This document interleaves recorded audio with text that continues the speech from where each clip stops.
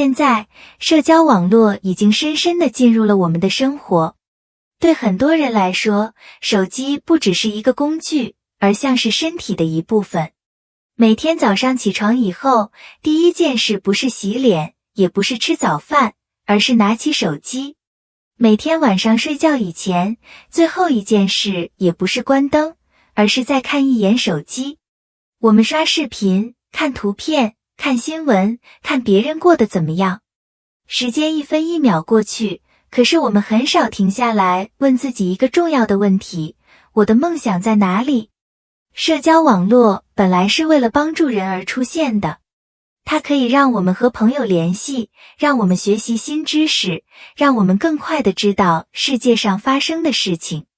从这个角度看，社交网络并不是坏东西。真正的问题在于，我们是不是在使用它，还是已经被它控制了？很多人以为自己在放松，其实只是被信息拉着走。我们的大脑每天接受太多内容，却没有时间去消化。我们看了很多东西，但真正记住的很少。我们听了很多话，但真正行动的很少。久而久之，社交网络就不再是工具，而变成了一个偷走时间的机器。第一，社交网络正在慢慢地浪费我们的时间。很多人对自己说，我只看5分钟。但是一旦打开手机，5分钟很快就变成了半个小时，半个小时又变成了1个小时。等我们回过神来，已经很晚了，身体很累，心也很乱。一天这样过去，好像没什么大问题。但是1个星期、1个月、1年过去以后，我们回头一看，会发现自己并没有走得更远。想学习一门语言，却一直停在最简单的地方；想学一项技能，却总是找不到时间；想改变生活，却每天都在重复昨天的事情。时间是梦想最重要的东西，没有时间就没有练习，没有练习就没有进步。社交网络并不是一下子杀死梦想的，而是每天一点一点，把梦想慢慢地拖住，让它动不了。第二，社交网络让我们不断地和别人比较。打开手机，我们看到的往往是别人最成功、最快乐的一面。别人看起来有钱、有名、有好的工作、有幸福的生活。我们看得越多，就越容易觉得自己不够好。这种比较很危险，因为我们在比较的时候，忘记了每个人的起点不同，条件不同，生活也不同。我们只看到结果，却看不到过程。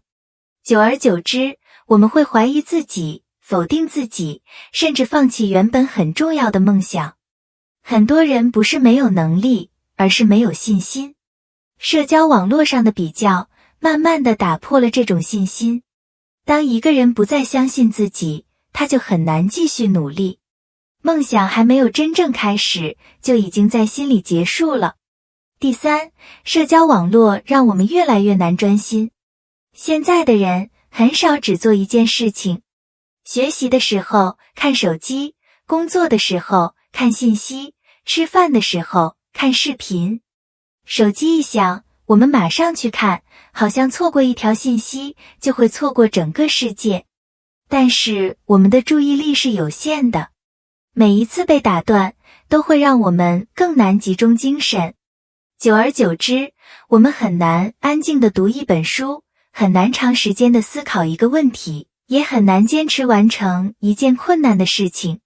而梦想正是需要专心、耐心和长期坚持的东西。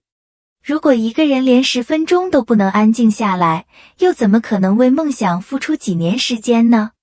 第四，社交网络让我们习惯于看，而不是做。我们每天看到很多成功的故事，看到很多努力的人，看到很多励志的话。这些内容本来是好的，但问题是我们看得太多，做得太少。看别人的成功，并不会让我们变得成功，看别人的努力，也不会代替我们自己的努力。可是社交网络给了我们一种错觉，好像只要看过了，就等于参与过了。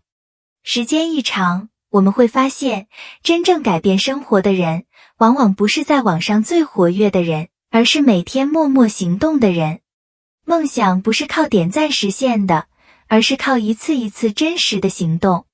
第五，社交网络还会影响我们的情绪。我们看到别人快乐，就觉得自己不快乐；我们看到别人成功，就觉得自己失败。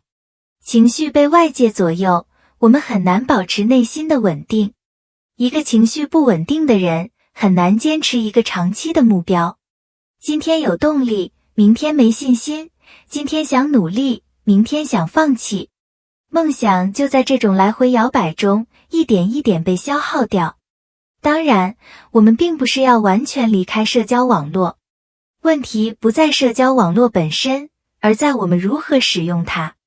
如果我们有清楚的目标，有明确的计划，社交网络也可以成为帮助我们的工具。比如，我们可以用它来学习语言，了解知识，找到志同道合的人。